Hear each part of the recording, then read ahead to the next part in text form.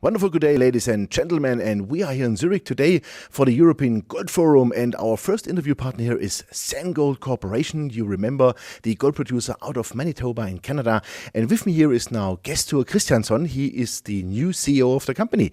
Gestur, many thanks for taking the time. Welcome. Thank you very much, Johan. It's Jochen. Very much pleasure to be here. Great. Question. I said it already. You are the new CEO of SanGold. Since when you are here? I think it was like end of March, if I remember right. And what happened so far? What are your new plans? Yes. Well, I've been the CFO of SanGold Corporation for the last 7 years. So I've had a front row seat and been involved in much of the build out of the asset that, as it exists today. I've been the CEO for about the last 7 weeks. That's seen a lot of change and a lot of new initiatives at the mine site, but. Very much, we're dealing with an asset that's been built. We're dealing with a tremendous resource. We're dealing with a really strong, talented group of people. I think clearly from the events of the last couple of quarters and weeks, it's no surprise that there's a lot of work to be done, and we have a lot of plans to address, what's wrong with the project and try and capitalize on all of the wonderful assets and all of the wonderful upside that we perceive there at SanGold.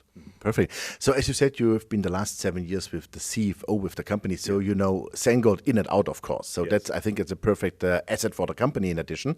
And I think you have a wonderful technical team, also very good geologists and on the whole mine side.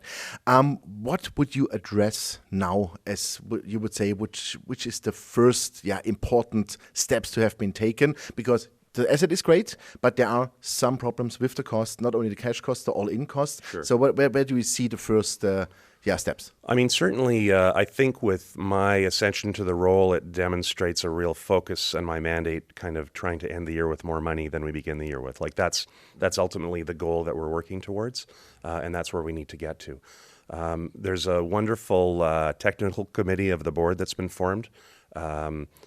With a former mining CEO that's really looking at ultimately some mining method and grade control and production methods to kind of reduce tons while increasing ounces. So we're looking at accessing those already developed mine infrastructure. Utilizing we have a maintenance facility, crushing facility, compressor, power distribution facility, all the camp. All of those pieces are done. We need to figure out exactly how to approach the ore body to do so in the most profitable manner.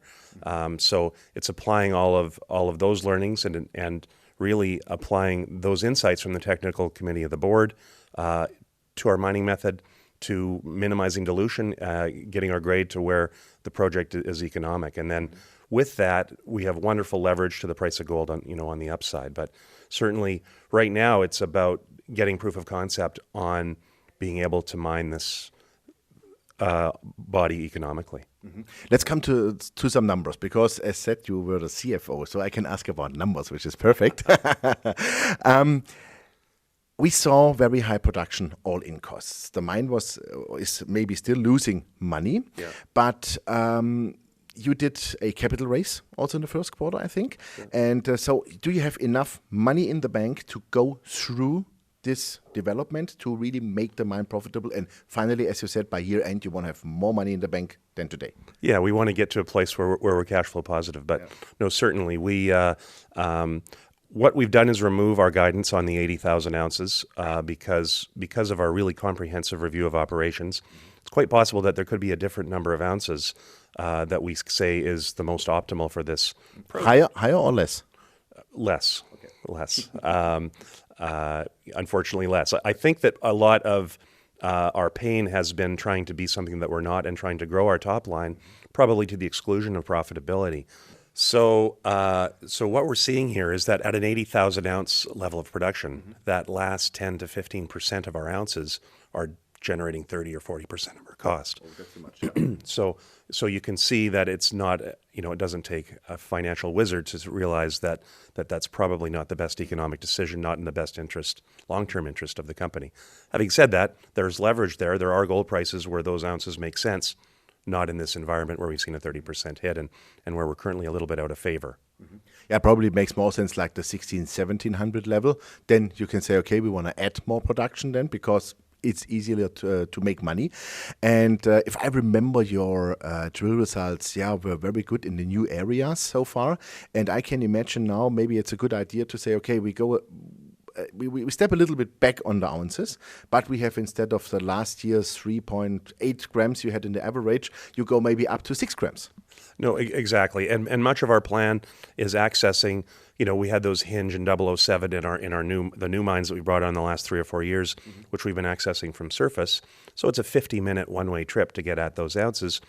Certainly our new plans are continuing with the development underground to bring those things up and skip them up through the main shaft, reducing the haulage costs, adjusting the mining method so that we're getting at those grades in a more economic manner, and bringing them up the skip. So less tons, but there's 2 hours of diesel hauling and better grade associated with them. So that's really the nut of it. Yeah. Yeah. Perfect. Could be toll milling an idea? If you have spare capacity, just comes to my mind. Could this be an idea?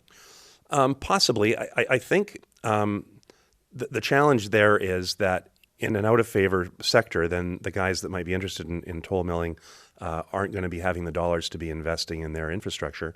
If the gold price rises to the point where it is economic for them to be doing that, then we have an operation that's scalable as well. We're probably better off to be mining our own ounces. So, I think that it would be a case-by-case. I don't think that that's a panacea necessarily for our challenges. Okay, so we can summarize: there's enough money in the bank to go through it. Yeah. Your grade control is key, and to get back in cash flow positive and profitability, right? Very much so. Yeah, you've said it. The asset is built. There's no doubt that the ounces are there. We need proof of concept that we can get them out of the ground profitably and get to a place where we're finishing the year with more dollars than we're starting it with. Perfect. We will watch you carefully. Definitely. Thank you very much, Gestur. Yeah, cheers. Thank you. Ladies and gentlemen, that was Gestur Kristjansson, the new CEO of SanGold Corporation. And you heard it. Grade control is key. Ounces, maybe a bit of reduction, but also the key factor for the future is to be profitable and to make it not only cash flow positive, but to be profitable and to get the thing running, because the ounces are there. So thanks for watching Commodity TV. Bye-bye from Zurich.